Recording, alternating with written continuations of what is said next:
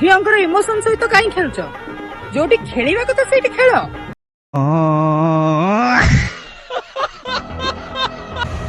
Hello ସାଙ୍ଗମାନେ, ଭଉଣୀ ଆପଣ କ'ଣ କହିଗଲେ?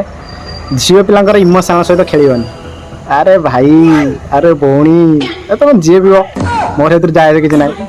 ଏ ଯେଉଁ କହିଦେଲ ଝିଅ ପିଲାଙ୍କର ଇମୋସନ ସହିତ ଖେଳିବନି, ଆମେ କୋଉଠି ତମ ଇମୋସନ ସହିତ ଖେଳୁଛୁ? ଆପଣ ତ ଖୋଲିକି ଦେଖେଇ ଦେଉଛନ୍ତି ଡାଇରେକ୍ଟ। ଆଉ କହିଲେ କହିବ ରୋଷ୍ଟିଂ ଗଲା, କହିଲେ କହିବ ଆମ ନାଁରେ ଖରାପ ଭିଡ଼ିଓ କରୁଛନ୍ତି, କହିବ କହିଲେ ଇଏ କଲା।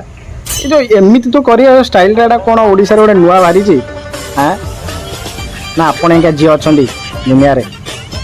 এই ভিডিওটাକୁ ଗଜପତି ଭାଇ ହିଁ ପରଫେକ୍ଟ। ଗଜପତି ଭାଇ ରୋଷ୍ଟର ଅଛନ୍ତି ନା, ତାଙ୍କ ଅତି ନିହାତି ଦେବା ଦରକାର।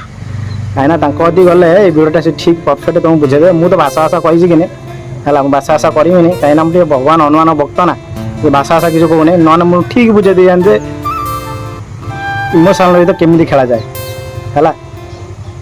ଟିକେ ଲଜ୍ଜା ବୋଲି ଗୋଟେ ଜିନିଷ ଆପଣଙ୍କ ହାତରେ ନାହିଁ। ଇଏ ଗଲା, ଜସ୍ମିନ ଅଏଲ ଗଲା, ପ୍ରିୟଙ୍କା ସନମ ଗଲା, ତାପରେ କେତେ କୁଆଡ଼େ କିଏ କ'ଣ କରୁଛନ୍ତି, ତମେ ଏମିତି ବି କରି ଦେଖି ଦେଉଛ। ଆଉ ସେମାନେ ତ ମିଷ୍ଟେକରେ ତାଙ୍କ ବୟଫ୍ରେଣ୍ଡ ଛାଡ଼ି ଦେଇଥିଲେ, ଏଟା କ'ଣ ତମେ ବି ମିଷ୍ଟେକରେ ଏଇଭଳିଆ କରି ଦେଖି ଦେଉଛ? ହାଁ, କହିଲେ କହ ଆମକୁ କାହିଁ ରୋଷ୍ଟିଂ କଲା?